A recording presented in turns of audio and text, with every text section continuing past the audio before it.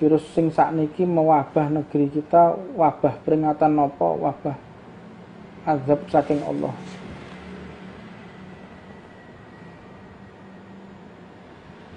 Anna iddatuni abdi bi falyadunu bima syaa. Aku ada pada prasangka hambaku. Sampai menghadapi virus ini itu tergantung prasangka kita kepada Allah Subhanahu wa taala. Kalau menganggap virus ini azab, maka jadinya azab. Kalau menganggap virus ini rahmat, maka jadinya rahmat. Kalau saya pribadi, saya bersyukur ada corona ini. Saya bersyukur ada corona. Yang pertama yang saya syukuri adalah banyak orang-orang yang saat ini terhalang dari maksiat. Tempat-tempat maksiat tutup. Tempat-tempat maksiat tutup. Kemudian orang sudah tidak berjabat tangan. Laki-laki, perempuan yang bukan muhrimnya tidak berjabat tangan. Itu yang saya syukuri dengan wabah corona ini.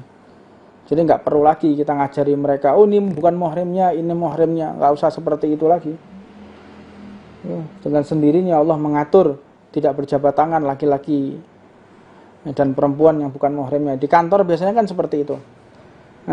Dengan istrinya, temannya, teman satu kantor, kadang cipika-cipiki. Sama teman sekantor bukan muhrim, cipika-cipiki. Bersalaman. Dengan wabah corona ini, Allah mengajarkan kepada kita menjaga jarak. Jangan bersalaman, otomatis Allah tegakkan aturannya di muka bumi ini. Saya berhusnudzon, saya berpikir segala sesuatu itu positif. Jangan berpikir negatif. Tempat maksiat tutup gara-gara corona. Orang nggak bersalaman yang bukan muhrimnya gara-gara corona. Saya selalu isi pemikiran saya ini dengan sesuatu yang positif. Nggak mau mengisi pikiran saya dengan sesuatu yang negatif. Corona ini virus. Saya di PHK, saya begini. Majelis taklim nggak boleh. Yang paling sengsara sekarang itu guru ngaji ya, biasanya diamplopi mbek santri. Guru ngaji. Biasanya kita ini pengajian lumayan dikai amplop. Saya ini gak ono amplope guru ngaji. Setengah mati kabeh habaib kiai mumet saya. Biasanya pengajian tiap malamnya. Waduh lumayan ada santri yang ada jamaah yang ngasih. Sekarang enggak ada pengajian. Nggak ada peringatan Isra Mi'raj ya, nggak ada amplop, setengah mati tolak-tolak kita sekarang ini. Tapi kalau orang berpikiran positif, para dai betul, orang-orang yang lillah ila kalimatillah untuk mengibarkan, menegakkan panji-panji Allah Subhanahu wa taala, yang mereka pikirkan adalah alhamdulillah tugasku semakin berkurang. Amar ma'ruf nahi mungkar semakin mudah. Dengan apa? Dengan wabah corona ini. Alhamdulillah. Ya gitu. Jadi corona ini tergantung daripada pikiran Anda kepada Allah Subhanahu wa taala. Anda berpikir positif kepada Allah, jadinya positif. Anda berpikir negatif, maka jadinya adalah negatif. Wallahu a'lam. Bismillahirrahmanirrahim. Bismillahirrahmanirrahim. Allahumma ya adima sultan, ya qadimal ihsan, ya daiman ni'am, ya kathirul jud, ya wasi'al ta, ya hafil uduf, ya jamilan sun'i, ya haliman la ya'jal. Salli ya Rabbi ala Sayyidina Muhammadin wa alihi wa sallim wardani sahabati ajma'in. Allahumma lakal hamdu syukra wa lakal mannu fadla wa anta rabbuna haqqa wa nahnu 'abiduka rika wa anta lam tazal lidzalika ahla. Ya muyassira kulli asir wa ya jabira kulli kasir wa ya sahiba kulli farid wa ya mughniya kulli fakir wa ya mukawwiya kulli dha'if wa ya ma'mana kulli makhif yasir alaina kulla asir fatawsil asir alaika yasir. Allahumma ya man la yahtaju ila bayani wa tafsir hajatuna kathir wa anta alimun biha wa khabir. Allahumma inni akhafu minka wa akhafu mimman yakhafu minka wa akhafu mimman la yakhafu minka. Allahumma bihaqqi man yakhafu minka najinna mimman la yakhafu minka. Allahumma bihaqqi sayyidina Muhammadin wa hurusna bi'ilka allati la tanam wa gnufna bika nafika alladhi la yuram. وارحمنا بقدرتك علينا فلا نهلك وأنت ثقتنا ورجاؤنا وصلى الله على سيدنا محمد وآله وصحبه وسلم والحمد لله رب العالمين عدد خلقه ورضا نفسه وزنة عرشه ومداد كلماته. اللهم إنا نسألك زيادة في الدين وبركة في العمر وصحة في الجسد وسعة في الرزق وتوبة قبل الموت وشهادة عند الموت ومغفرة بعد الموت وعفوا عند الحساب وأمان من العذاب ونصيبا من الجنة وارزقنا نظر إلى وجهك الكريم. وصلى الله على سيدنا محمد وآله وصحبه وسلم. سبحان ربك رب العزة عما يصفون وسلام على المرسلين والحمد لله رب العالمين عدد خلقه ورضا نفسه وزنة عرشه ومداد كلماته. فتح الأرواح الفاتحة. بسم الله الرحمن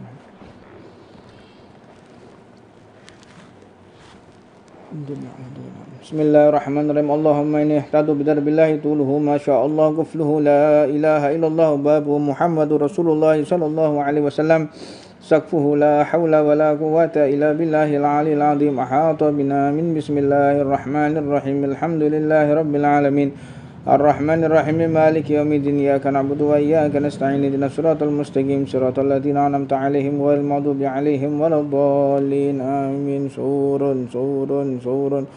وآيات الله لا إله إلا هو الحي القيوم لا تأخذه سنة ولا نوم له ما في السماوات وما في الأرض من ذا الذي يشفع عنده إلا بإذنه يعلم ما بين أيديهم خفا ولا يحيطون بشيء من علمه إلا بما شاء واسع كرسيه السماوات والأرض ولا يؤوده حفظهما وهو العلي العظيم.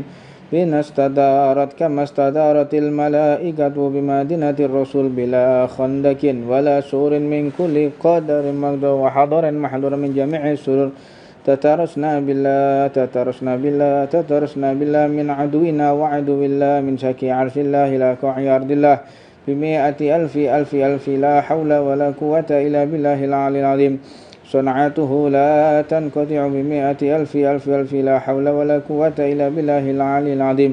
عزيمته لا تنشق بمئة ألف لا حول ولا قوة إلا بالله العلي العظيم. اللهم إن أحد أرادني بسوء من الجن والإنس والوحوش وغير من سائر المخلوقات من بشر أو شيطان أو سلطان أو وسواس فارد نظرهم في انتكاس وقلوبهم في وسواس وأوديهم في فلاس وبكم من الرجل إلى رسل في سهل يقطع ولا في جبل يتلع بمئة ألف لا حول ولا قوة إلا بالله العلي العظيم. وصلى الله على سيدنا محمد وعلى آله وسلم. سبحان ربك رب العزة عما يصفون وسلام على المرسلين والحمد لله رب العالمين في كل لحظة أبدا عند خلقه ورضا نفسه وزنة عرشه ومداد كلماته. بسم الله الرحمن الرحيم. Assalamualaikum warahmatullahi wabarakatuh. Alhamdulillah rabbil alamin wa bihi nasta'inu ala umri dunya waddin. Wa sallallahu wa sallama ala sayyidina wa maulana Muhammadin wa ala alihi wa ashabihi wa man tabi'ahu bi ihsanin ila yaumiddin wa ana ma'ahum bi rahmatika ya arhamar rahimin. Subhanaka la ilma lana illa ma 'allamtana innaka antal alimul hakim. Rabbi shrah li sadri wa yassir li amri wahlul 'uqdatam min lisani yafqahu qawli.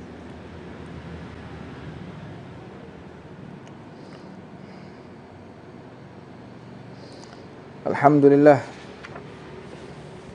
kita bersyukur kepada Allah atas kesempatan yang telah Allah berikan kepada kita untuk bersama-sama menambahkan ketakwaan kita, menambahkan ilmu kita dengan tujuan mencari ridho dari Allah Subhanahu wa taala, ridho dari baginda Nabi besar Muhammad sallallahu alaihi wasallam. Mudah-mudahan Allah berikan kekuatan kepada kita semua untuk istiqomah menambahkan ilmu Rasulullah sallallahu alaihi wasallam, dan semoga dosa-dosa yang telah kita lakukan tidak menghalangi kita semua, tidak membuat kita terhalang dari kebaikan, tidak membuat kita terhalang dari keridhaan Allah Subhanahu wa taala.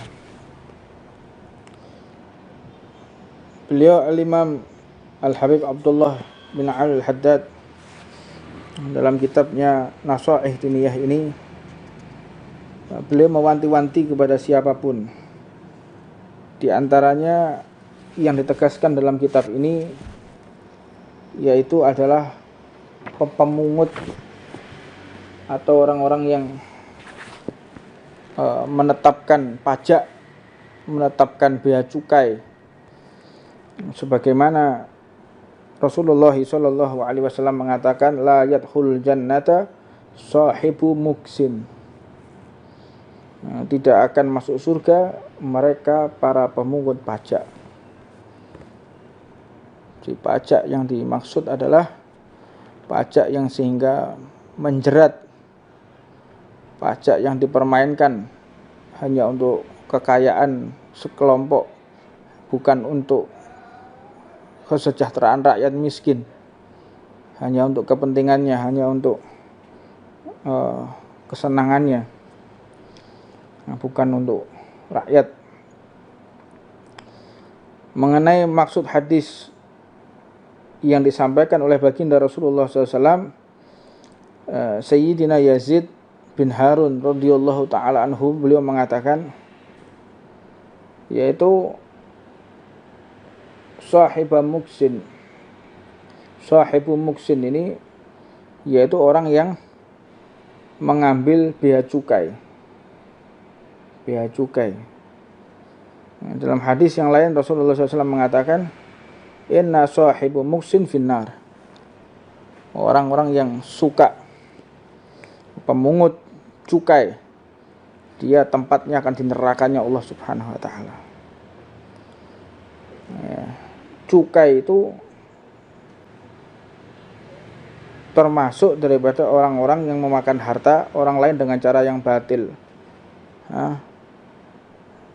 Pajak, cukai sekarang ditinggikan semua.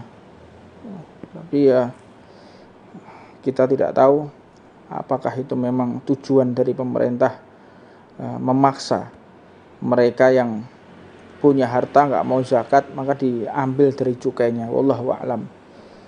Namun apa yang ada di dalam isi kitab ini, beliau baginda Nabi Muhammad SAW mewanti-wanti, inna sahibal muksin finnar, mereka para pemungut cukai tempatnya ada di neraka.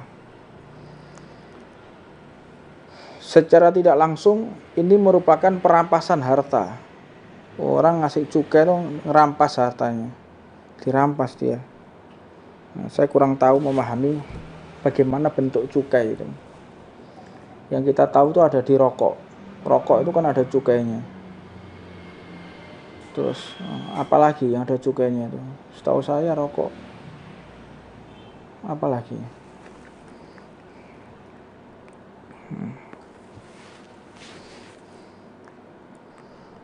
Masya Allah.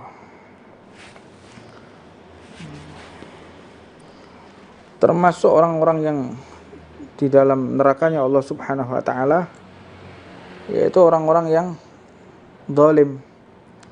Dengan apa? Mencuri, pengkhianatan, yaitu dengan menipu dari harta orang lain, atau dia bersumpah palsu, atau dia bersaksi palsu. Itu orang-orang yang tergolong orang-orang yang zalim. Jadi satu itu. Orang-orang zalim itu orang yang ngambil cukainya.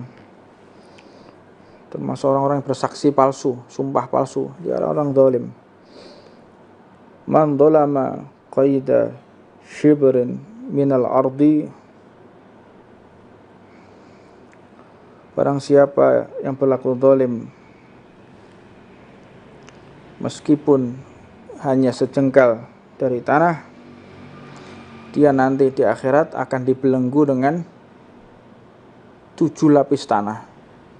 Nah, Anda mengambil harta, Anda mengambil tanah. Tanah itu paling berbahaya. Tanah, yang dimaksud di sini bisa jadi tanah itu sifatnya tanah orang lain, Anda serobot, atau harta waris, orang tuanya memberikan waris kepada anak-anaknya, terus digagai, diatur, didiskusikan bagaimana caranya agar kena dirinya, saudara-saudaranya nggak ikut menikmati. 1 jengkal tanah itu akan dibalas oleh Allah dengan 7 lapis tanah. Jadi yang saya ketahui dalam ilmu geodesi itu ada beberapa lapis tanah. Ada horizon A, horizon B, horizon C, dan horizon redox. Jadi masih ada beberapa lapisan tanah. Disebutkan ada 7 lapisan tanah. Nah, tanah itu ada 7 lapisan. Yang pernah saya baca itu di dalam satu artikel. Ada horizon A, horizon B, horizon C, sama horizon redox. Nah.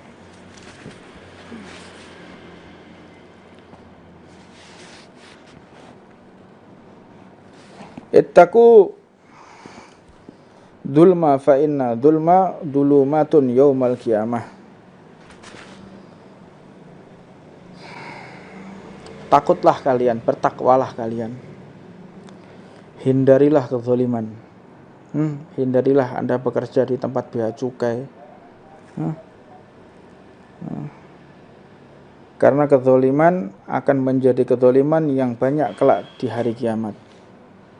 Anda zalim, Anda akan dizalimi di dunia sampai di akhirat. Ini kita diajarkan betul betapa pentingnya muamalah. Ini thariqah habaib ya, tidak kita ingkari. Thariqah habaib itu kalau ibadah itu mereka kurang memperhatikan. Kalau ibadah mereka tuh kurang tekun dibandingkan dengan penjagaannya dia kepada manusia. Jadi lebih maksudnya lebih menjaga hubungannya dengan manusia daripada kepada Allah. Karena mereka berpikir Allah itu Maha Pengampun, Allah itu Maha Pemaaf, tapi tidak dengan manusia. Manusia itu kalau kita sakiti dia akan balas dendam. Kalau kita khianati dia akan berat hukumannya. Makanya daripada para habaib itu mereka lebih cenderung berhati-hati kepada manusia. Tentu mereka ya bukan sembarangan juga kepada Allah, namun mereka lebih berhati-hati perihal masalah hubungan dengan manusia. Hablum minannasnya itu lebih mereka utamakan daripada hablum minallah. Karena mereka berharap besar kepada Allah, atas kesalahan-kesalahan mereka pasti akan diampuni oleh Allah. Allah Maha Pemaaf, Allah Maha segala-galanya. Sampai dikatakan oleh satu kisah Al-Habib Ali bin Muhammad Al-Habsyi Sohibul Maulid. Al-Habib Ali ketika beliau bermimpi bertemu Allah Subhanahu wa taala, Habib Ali Habsyi, apa yang beliau sampaikan ketika Habib Ali Habsyi bermimpi bertemu dengan Allah? Wahai Ali, seandainya aibmu aku buka berupa bau, maka tidak ada satupun orang yang akan dekat denganmu. Ketika Habib Ali Habsyi bermimpi bertemu dengan Allah Subhanahu wa taala. Kalau seandainya aibmu aku buka, itu Habib Ali Habsyi wali kutub Siddiqiyatul Kubra bila khilaf ya qadha dengan Rasulullah Sohibul Maulid kutub.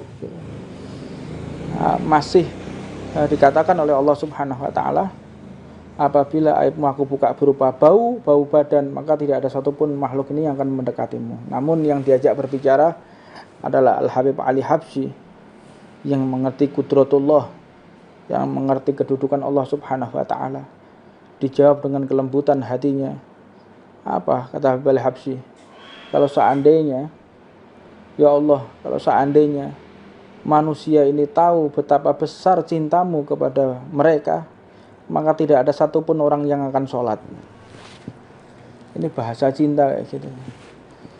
Kalau seandainya manusia ini tahu bagaimana rasa cintamu kepada ciptaanmu, rasa cintamu kepada makhlukmu, maka tidak ada orang yang di dunia ini yang akan sholat. Subhanallah, cintanya Allah Subhanahu wa ta'ala kepada hambanya, cintanya Allah kepada makhluknya. Karena diriwayatkan di dalam kitab tafsir itu, ketika nanti di akhirat itu digambarkan ada 3 orang yang dia diazab oleh Allah Subhanahu wa ta'ala. 3 orang ini diazab. Ketika diazab, kemudian diambil oleh malaikat atas perintah Allah Subhanahu wa taala. Diambil 3 orang ini. 3 orang ini diambil, kemudian ditanya, wahai hambaku, bagaimana di neraka? Aku benar-benar tersiksa ya Allah. Wah, pedihnya luar biasa. Subhanallah. Siksanya Allah di neraka. Kemudian dari 3 orang ini Allah Subhanahu wa taala memerintahkan kembali 3 orang ini untuk masuk ke dalam neraka. Setelah dikeluarkan dari neraka, 3 orang ini diperintahkan lagi untuk keluar, untuk masuk ke dalam neraka. Ayo hambaku, kamu sudah saya keluarkan dari neraka, sekarang saya perintahkan engkau masuk ke dalam neraka itu lagi. Yang satu hambanya itu lari sekencang-kencangnya, lari betul, lari sekencang-kencangnya, masuk langsung dalam neraka. Hamba kedua jalan noleh lagi belakang, jalan lagi noleh lagi belakang, jalan lagi noleh lagi ke belakang. Hamba yang ketiga diem aja sama nangis. Akhirnya dipanggil semua lagi oleh Allah Subhanahu wa taala. Nah, dipanggil lagi oleh Allah. Ditanya lagi, wahai hambaku. Ketiga hambanya tanya lagi, kamu kenapa? Tadi aku perintahkan masuk ke dalam neraka, kamu langsung lari. Jawaban dari hambanya Allah ini, ya Allah, aku ketika di dunia aku sudah tidak lagi patuh kepadamu, aku tidak taat kepadamu. Sekarang ini di akhirat aku ingin taat kepadamu, aku ingin patuh kepadamu. Walaupun aku masuk dalam neraka, yang penting aku bisa taat dan patuh kepadamu. Engkau yang kedua, kenapa tadi enggak langsung lari, kok toleh-toleh ke belakang? Ya Allah, aku melihat betapa besar rahmatmu, cintamu, sayangmu kepada hamba-hambamu. Aku menoleh ke belakang dengan harapan engkau panggil aku tidak jadi lagi masuk neraka. Yang jalan lagi, noleh lagi. Aku berharap lagi, ya Allah, engkau memanggilku dan tidak memerintahkan aku masuk ke dalam neraka, karena harapanku yang besar kepadamu, ya Allah. Kemudian hamba yang ketiga tadi, kamu kenapa? Kok tetap aja menangis di sini? Tetap aja nangis dia. Saking takutnya kepada Allah Subhanahu wa taala. Takut luar biasa kepada Allah. Kenapa? Diam. Jawab, ya Allah, aku takut kepadamu, ya Allah. Takut aku atas siksaanmu, ya Allah. Takut atas pedihnya siksaanmu, ya Allah. Dengan rahmatnya Allah, ketika hamba tadi dibebaskan dari neraka. Nah, ketiga-tiganya hamba tadi dibebaskan dari neraka atas berkat rahmatnya Allah Subhanahu wa taala. Rahmat Allah itu Maha kasih sayang. Makanya seorang wali min auliyaillah itu hatinya diliputi dengan rahmat. Nah, tampak di dalam aulia itu hatinya itu rahmat. Wali itu rahmat. Orang tampak kewaliannya itu bukan tampak karomahnya, tidak, tapi tampak rahmatnya, kasih sayangnya dia, perhatiannya kepada umat, cintanya dia kepada umat, ngopeni umat. Ada orang tidak mampu dia bantu, ada orang kesusahan dia bantu. Ini seorang wali min auliyaillah yang Allah titipkan rahmat. Wali itu mesti rahmat. Semakin tinggi kedudukannya, semakin besar rahmatnya. Semakin dia makomnya tinggi, semakin rahmatnya itu besar. Jadi kalau ada orang kenapa rahmat, hatinya kasihan orang ini, ya Allah. Dia datangi, ada orang yang salah melakukan perbuatan maksiat, didatangi, fulan, engkau jangan maksiat, engkau jangan begini, jangan begitu. Ngopeni sama umat tuh, ngopeni itu wali itu kayak begitu. Itu wali Allah.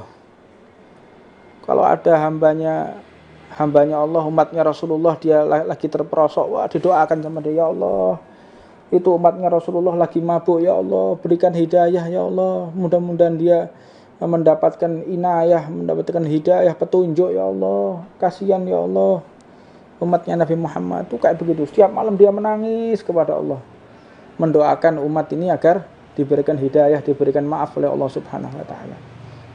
Itu ciri khas walinya Allah Subhanahu wa taala di antaranya. Jadi enggak ada wali cuek, itu enggak ada. Ini mau mabuk, ini mau maksiat, ini mau berbuat zalim, dia enggak akan hiraukan, enggak gubris. Ngapain orang ini?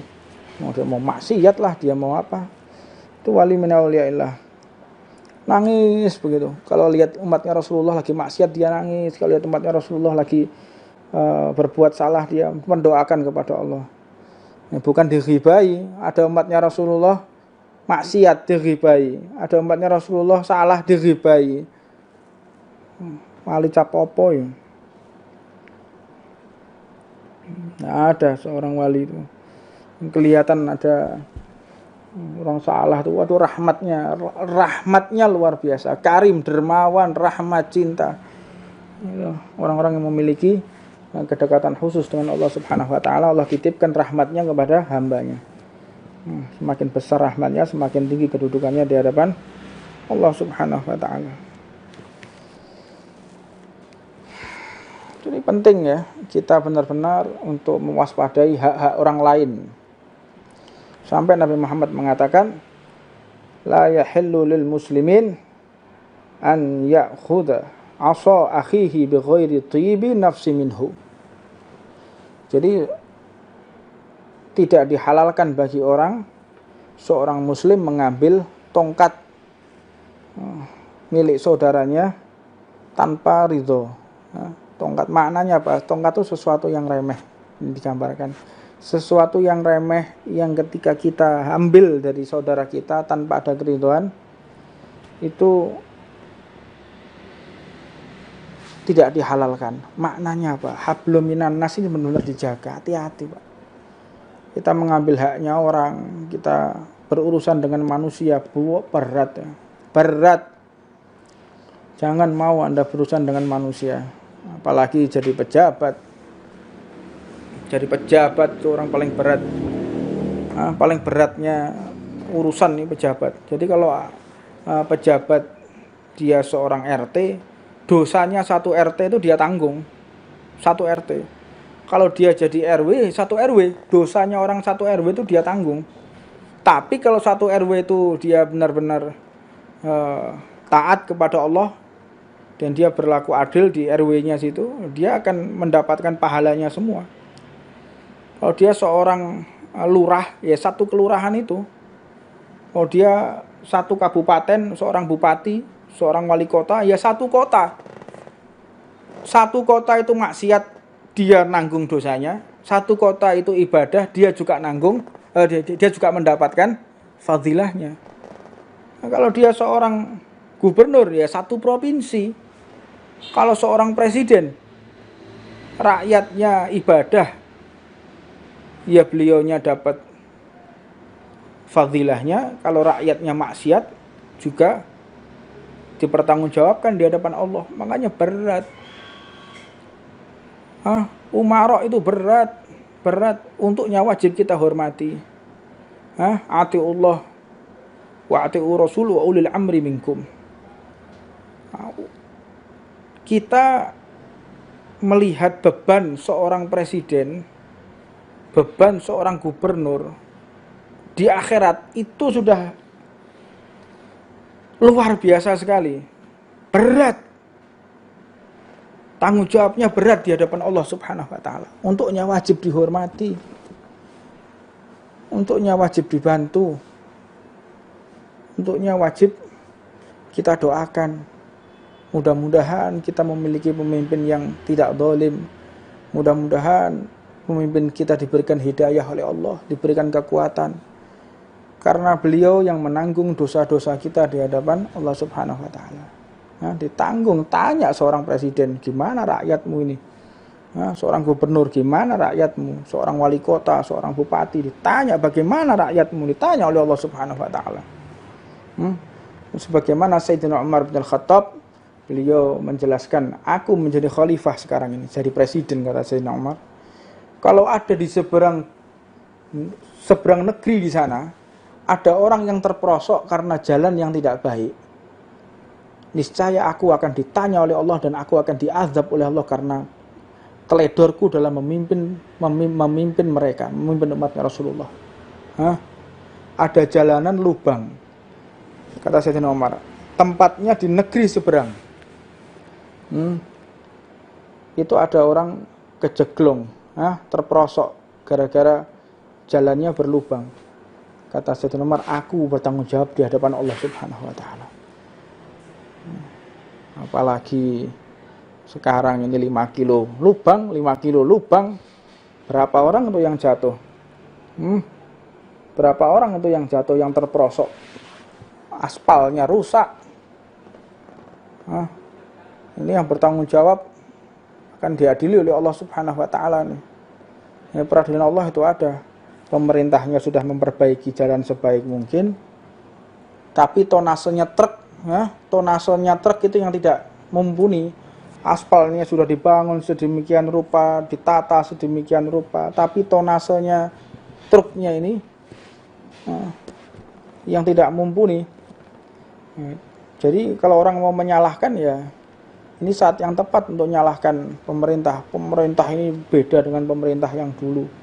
Pemerintah yang dulu itu jalanan bagus semua, sekarang rusak semua. Itu kalau orang nggak suka tuh kayak begitu. Tapi kalau orang seneng, kasihan ya pemerintah ini ya, udah buat jalan bagus-bagus dirusak sendiri sama rakyatnya, gitu. Orang kan gitu. Kalau dia pas lagi seneng sama pemerintahnya, wah, ini pemerintah ini kasihan, mengeluarkan duit banyak, memperbaiki jalan, tapi dirusak dengan rakyatnya sendiri. Tapi kalau nggak suka dengan pemerintahnya, gimana pemerintah ini, uang dikorupsi semua, sampai aspal ini lubang semua. Orang itu berpendapat sesuai dengan seleranya sekarang ini. Mereka itu berpendapat sesuai dengan keinginannya, sesuai dengan pikirannya masing-masing. Jadi nggak subjektif orang sekarang. Banyak yang nggak subjektif. Kalau dia lagi cocok sama orang ini, waduh dipuji-puji, wah luar biasa baiknya, setengah mati. Tapi kalau nggak suka, wah dicaci maki. Di laknat ya, dikutuk-kutuk, dolim. Pemerintah dolim, pemerintah. Karena apa? Ya karena kepentingannya nggak terwadai. Kalau kepentingannya terwadai, kepentingannya hajatnya terselesaikan, hajatnya terpenuhi, wah dipuji-puji pemerintah ini. Tapi karena dia nggak sesuai dengan hatinya, nggak sesuai dengan nafsunya, ya akhirnya dicaci maki habis-habisan. Wallahu a'lam, mudah-mudahan kita semua tidak terlibat di dalam semua itu. Keterlibatan kita hanya mendoakan. Mudah-mudahan yang tidak benar diberikan hidayah. Mudah-mudahan yang salah diberikan hidayah, lurus lagi. Mudah-mudahan mereka yang berniat jahat kepada negara ini, mudah-mudahan diberikan hidayah, diberikan petunjuk sehingga mereka kembali ke jalan yang benar. Ya.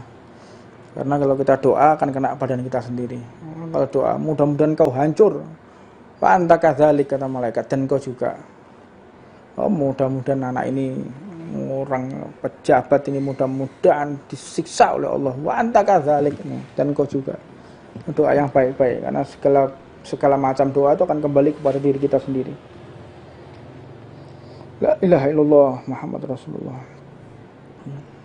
Seberapa sih balasannya manusia ini? Seberapa sih balasannya manusia? Nggak sebanding dengan balasan Allah nanti di akhirat. Nah, di dunia ini ibarat seseorang seperti masuk supermarket. Anda masuk supermarket, Anda bawa keranjang. Keranjangnya besar, supermarket. Anda ambil apapun boleh, dipersiapkan. Mau ambil makanan, ambil minuman, ambil baju, ambil supermarket. Semuanya Anda ambil. Tapi begitu keluar, Anda akan ditagih. Di mana? Di kasir. Begitu juga di dunia ini. Di dunia ini Anda silahkan berbuat apapun. Anda berbuat apapun silahkan Anda. Tapi ingat, peradilan Allah Subhanahu wa taala itu ada. Anda akan diadili oleh Allah Subhanahu wa taala atas perbuatan Anda, atas ucapan Anda, atas tingkah laku Anda, atas prasangka Anda kepada saudara Anda. Itu semua akan diadili oleh Allah Subhanahu wa taala. Walaupun sebiji dzarrah tetap akan diadili oleh Allah. Peradilannya Allah itu bukan kau kenapa ndak kita berkedip. Kita berkedip ini tanya engkau kenapa mengedipkan mata. Kita bernafas, kenapa engkau bernafas? Itu pertanyaan tuh kayak begitu, bukan kamu kenapa berbuat ini, kamu alasan enggak kayak gitu, lebih detail lagi pertanyaannya Allah. Enggak bisa bohong karena tangan ini punya lisan. Telinga punya lisan, kaki, tangan punya lisan, semua menjelaskan dengan apa yang kalian perbuat. Apa yang kalian lakukan, semua akan diberi lisan oleh Allah dan bersaksi. Dan disaksikan oleh para nabi, disaksikan oleh Rasulullah, disaksikan oleh para wali, disaksikan oleh seluruh umat manusia, diadili oleh Allah Subhanahu wa taala. Orang diadili itu bukan sendirian masuk ruangan, enggak. Jadi satu orang ini disaksikan dengan miliaran makhluknya Allah. Mungkin triliunan ciptaan Allah menyaksikan, para malaikat melihat, umat mulai zamannya Nabi Adam sampai umat terakhir. Manusia Allah yang Allah ciptakan pertama kali Nabi Allah Adam radhiyallahu taala anhu. Nabi Allah Adam alaihi salatu wassalam, beliau punya anak cucu sampai terakhir, manusia terakhir. Nabi Allah Adam alaihi salam sampai manusia terakhir. Itu semua ngelihat kita gini. Anda pikir diadili di ruangan? Anda pikir diadili ada hakim, ada jaksa, kemudian ada jaksa pembela, jaksa penuntut, kemudian Anda duduk gini di satu ruangan. Enggak kayak gitu, disiarkan ya, semua orang menyaksikan. Semua orang menyaksikan.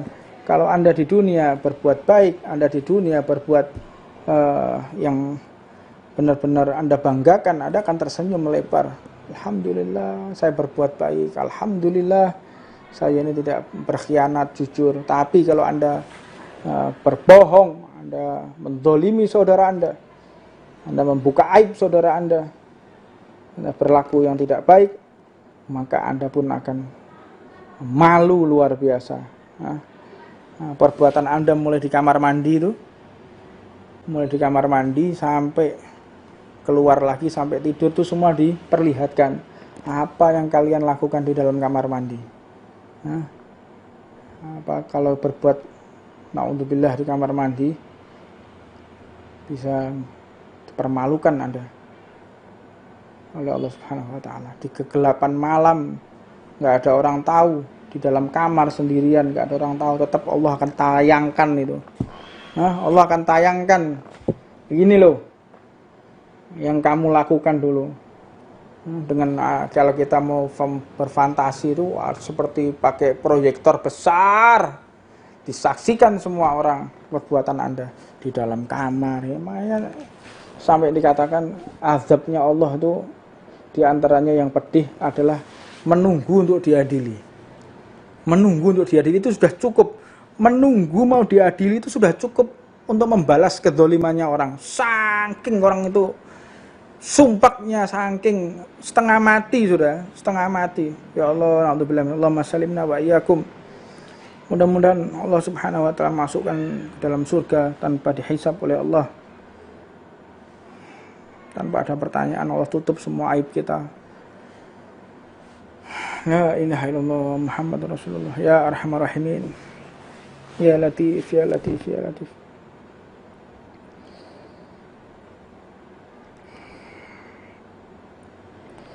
La yahillu lil muslimin an ya'khudha 'asa akhihi bighairi tibi nafsi minhu. Tidak dihalalkan bagi seorang muslim mengambil sebuah tongkat milik saudaranya tanpa keridhoannya. Tongkat itu sesuatu yang remeh, apalagi yang Anda ambil sesuatu yang berharga dari dirinya. Dia dalam keadaan setengah mati, dia dalam keadaan susah, Anda ambil. Anda rebut, Anda paksa, apalagi kalau memberikan denda kepada rakyat miskin, pajak kendaraan, mereka udah setengah mati, bayar pajak, begitu bayar di tempat pajak Anda denda. Dolim. Nah, ini mau denda tuh orang-orang kaya tuh denda. Kalau orang-orang miskin didenda, kasihan. Dia buat makan aja susah. Nggak bayar denda, kalau nggak bayar pajak ini, dia takut ditangkap petugas. Tapi kalau bayar pajak nanti takut dendanya. Ya Allah, kasihan kondisi rakyat, kasihan. Nah, yang mudah-mudahan suara ini terdengar sampai orang yang mengambil kebijakan pun tahu bagaimana penderitaan rakyat saat ini, supaya denda-denda ini dihilangkan, denda kepada rakyat miskin. La ilaha illallah. Sampai di sini mungkin ada pertanyaan yang ingin ditanyakan, fadhol. Saya akan baca beberapa yang sudah dituliskan. Fadhol, ada yang mau ditanyakan? Ikhwan, ada yang mau ditanyakan? Ada di situ, Ron? Tidak ada pertanyaan. Kalau sudah bayar zakat pendapatan, perlukah bayar cukai? Bayar. Kalau sudah bayar zakat pendapatan, perlukah bayar cukai? Kualik itu pertanyaannya. Kalau saya sudah bayar cukai, sudah bayar pajak, perlukah saya mengeluarkan zakat? Ada ulama yang mengatakan tidak usah mengeluarkan zakat. Karena zakat kita sudah keluar melalui dengan bayar pajak ini. Pajak ini lebih dari 2,5% kekayaan kita. Kalau orang-orang yang setara dengan saya, yang ekonominya seperti saya, pajak ini sudah lebih daripada zakat. Misalnya gaji Anda 1 tahun berapa? Gaji Anda 1 tahun 20 juta, 50 juta lah katakan. Gaji Anda di dalam 1 tahun 50 juta. Sedangkan pajaknya berapa? Pajak rumah, pajak motor, pajak-pajak yang lain Anda hitung. Itu sudah mau lebih dari zakat 2,5%. Kalau uangnya 50 juta, zakatnya berapa? 100 juta, zakatnya 2,5 juta. Uang Anda, pendapatan Anda 100 juta. Pendapatan Anda 1 tahun 100 juta. Kemudian zakatnya 2,5 juta. Pajaknya berapa? Pajaknya 5 juta, pajaknya 10 juta, pajaknya kadang sampai 50 juta, separuh tabungannya buat bayar pajak. Anda sudah tidak wajib lagi mengeluarkan zakat. Itu harusnya negara punya baitul mal, karena banyaknya pajak ini negara harus punya baitul mal untuk menyelesaikan utang rakyat, untuk menyelesaikan kemiskinan, untuk menyelesaikan ini. Nama ada baitul mal. Dengan banyaknya pajak yang saat ini. Fadhol. Assalamualaikum, Bib. Ngapunten derek tanglet nggih, virus sing sakniki mewabah negeri kita, wabah peringatan napa, wabah azab saking Allah.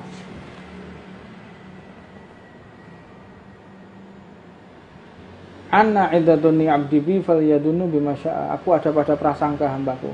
Sampai menghadapi virus ini, itu tergantung prasangka kita kepada Allah Subhanahu wa taala. Kalau menganggap virus ini azab, maka jadinya azab. Kalau menganggap virus ini rahmat, maka jadinya rahmat. Kalau saya pribadi, saya bersyukur ada corona ini. Saya bersyukur ada corona. Yang pertama yang saya syukuri adalah banyak orang-orang yang saat ini terhalang dari maksiat. Tempat-tempat maksiat tutup. Tempat-tempat maksiat tutup. Kemudian orang sudah tidak berjabat tangan. Laki-laki, perempuan yang bukan muhrimnya tidak berjabat tangan. Itu yang saya syukuri dengan wabah corona ini. Jadi nggak perlu lagi kita ngajari mereka, oh ini bukan muhrimnya, ini muhrimnya. Nggak usah seperti itu lagi. Dengan sendirinya Allah mengatur tidak berjabat tangan laki-laki dan perempuan yang bukan muhrimnya. Di kantor biasanya kan seperti itu.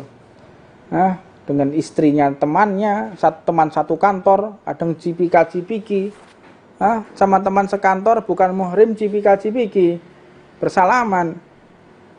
Dengan wabah corona ini Allah mengajarkan kepada kita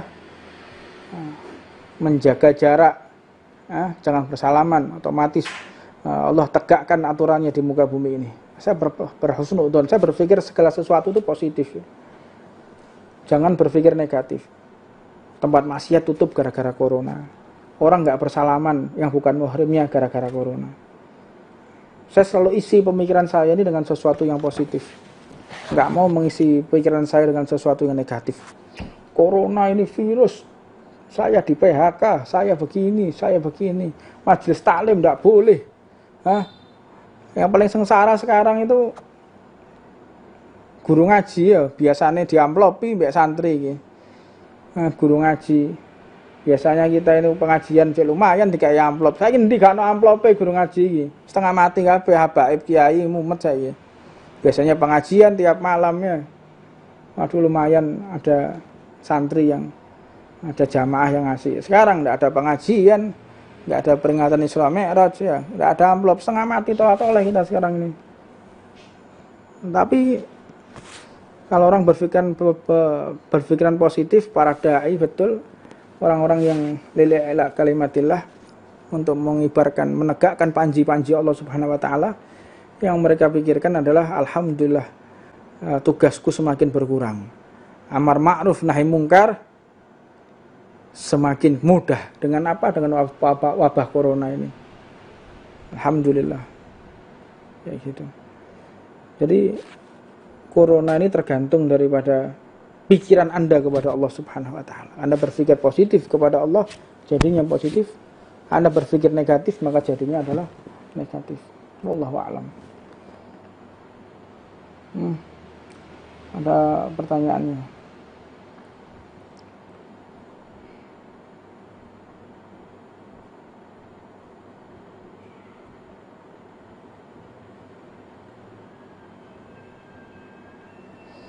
Gimana caranya bisa sabar ketika suami meninggal dunia, sedangkan yang saya punya hanya tinggal suami, anak masih sangat kecil, orang tua udah nggak ada. Mengadu aja kepada Allah, mengadu kepada Allah, jangan mengadu kepada manusia. Gitu.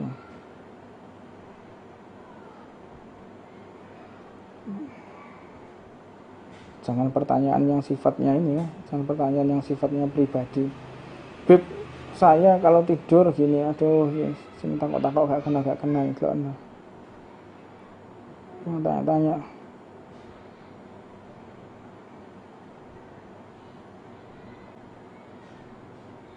Beb, gimana caranya kenapa ya orang liatin aku melulu dan kenapa mereka suka omongin aku melulu dan difitnah terus. Gombal mukiyo ini. Insyaallah. Ada pertanyaan lain belum? Belum ada.